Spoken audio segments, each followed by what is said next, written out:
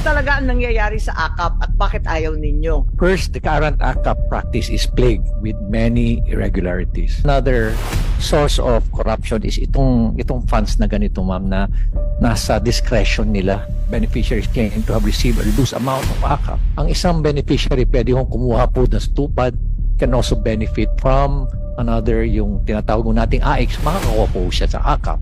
Some of the SWD personnel, ang sabi ko sa kanila, basta request ni congressman o distani congressman, no question asked, silent na lang kayo.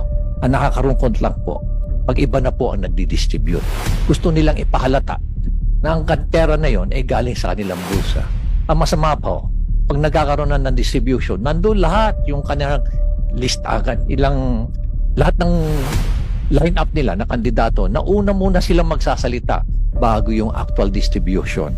Bihira po kami makakita o makarinig na ang sinasabi po sa mga beneficiaries, itong pera na to galing sa taxes na binabayaran nyo. Dapat pasalamatan ninyo yung mga katabi nyo, sabihin nyo, thank you for paying your taxes.